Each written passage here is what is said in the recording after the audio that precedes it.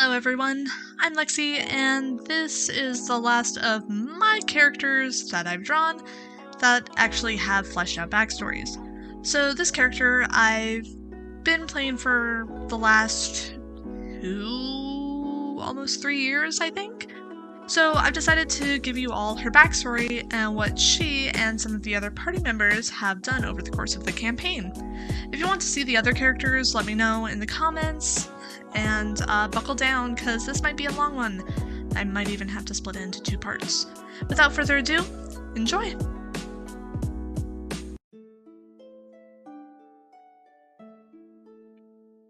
Is this thing on? It is? Okay, thank you, ma'am. Hi, whoever may be listening to this. My name is Jillian Applebottom, one of the most magical and talented people in the Wildemounte Menagerie. Oh, you haven't heard of it? That makes sense, actually. We kinda disappeared for a few years in the Feywild. That's a story that you hopefully will hear in this, though. To get you up to speed, we kinda sorta let Vecna out, but not really. Let me explain. From the beginning. It all started about 25 years ago. 2 humans, a man and a woman, had a child. Like humans do. However, the child was far from normal. Instead of tan, brown, or black skin, she had skin as white as snow, along with her hair, and eyes as black as coal. The baby was a creature known as a changeling, a creature that, whenever they choose, can transform into any humanoid being that is the same size, making them great as spies, assassins, and other professions of that nature. I'm sure you can guess who that baby was. That's right. It was me. The people who gave birth to me decided that they didn't want me. They didn't want to raise a monster, so they left me alone, to let the gods decide my fate. Possibly hoping that I would die or something. Oh, no, don't cry. This actually was a good thing. The gods decided to bless me. As I was left crying, 2 halflings found me. Marcus and Calibri Applebottom were walking after a long day and saw me, a baby, crying. They scooped me up, found no owner for the child, and they took me and raised me as Jillian Applebottom, their daughter. However, our family was much bigger than one would think. They started and owned Applebottom's Carnival of Entertainment and Curiosities. There were lots of oddballs, we called ourselves, in the circus. We tolerated nothing. If you insulted one of us, you insulted all of us, and we would make you regret it. I was told by Mom and Pa that everyone loved me.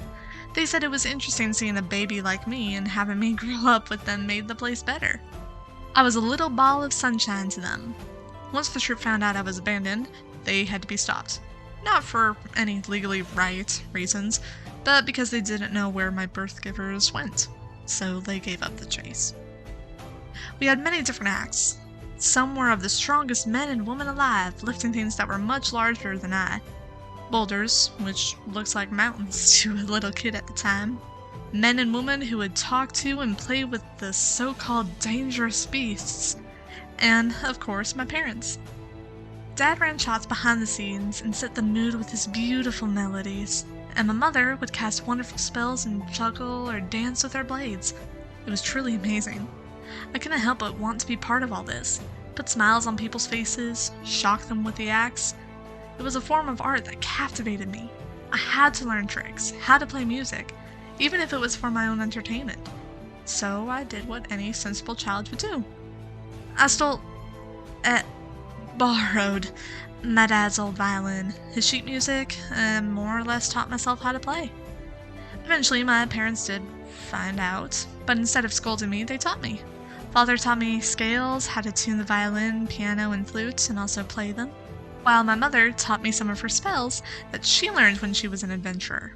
After years of learning, I became my own act in the show. However, I had to follow a couple of rules. Rule number 1, do not disrespect or insult anyone in the troupe or their acts. If you do, you will be kicked out of the circus. Or, in my case, my acts would be gone forever. Rule number 2, if anyone insults me, laugh it off, like water off a duck's back. Nothing makes people more mad than killing them with kindness, or not showing them any sort of attention and letting them know that their words hurt.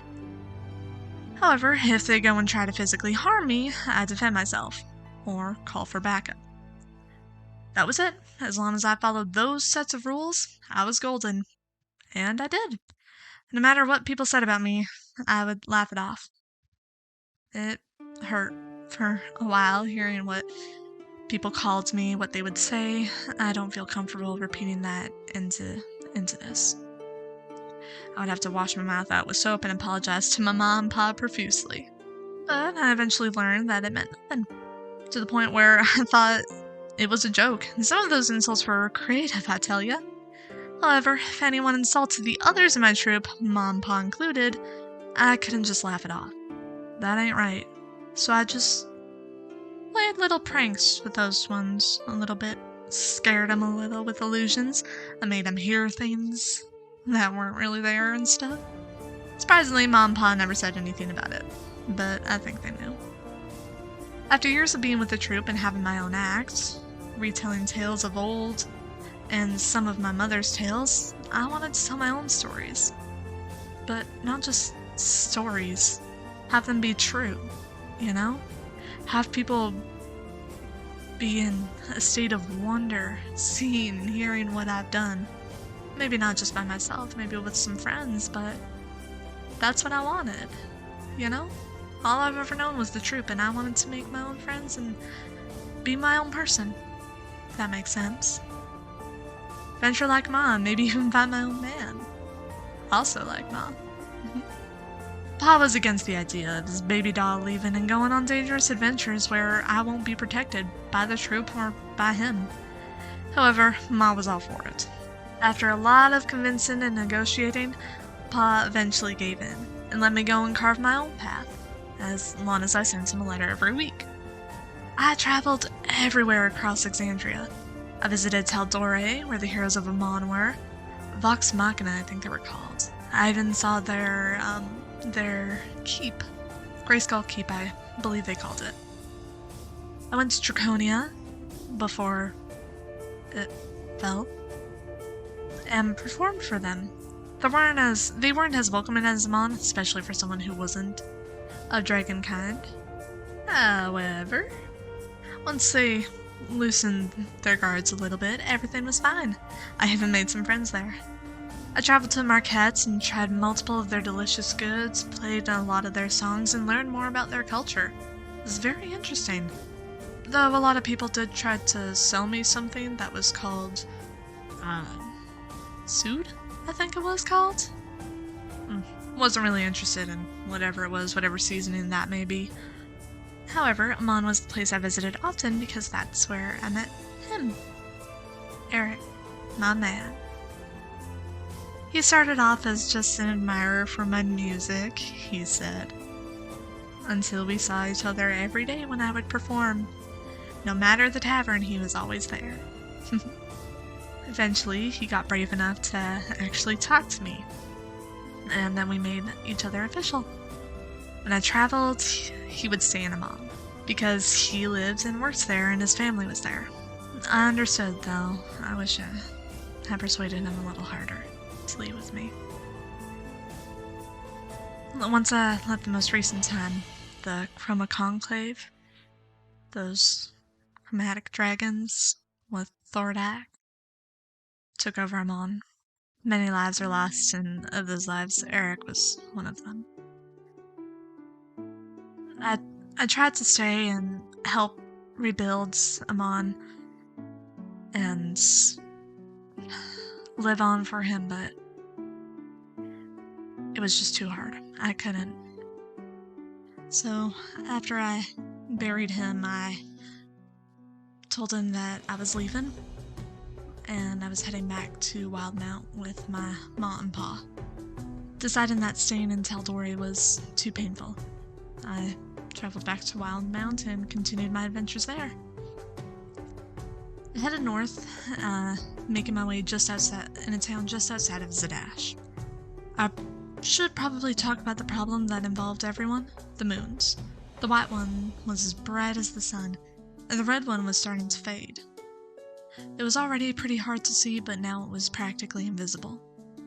We weren't sure what was happening, and the party and I later found out that the Cobalt Soul was looking into it. While I performed in the town, I met a peculiar elf. He was pale, looked elven, but his ears were very long, longer than normal elves. He looked around the tavern until his eyes landed on me. I found out that his name was Eris. Apparently, the goddess, the Wild Mother, gave him a premonition involving me and 2 other people. I listened to his story and decided to travel with him. Someone as interesting looking as him was bound to have stories. Just as we were about to leave, the mayor of the town barged in and gave Eris and I a letter. He honestly just knew I was leaving soon and asked if we wouldn't mind bringing the letter as well. The letter was addressed to the Cobalt Soul in Zadash. A little convenient, don't you think?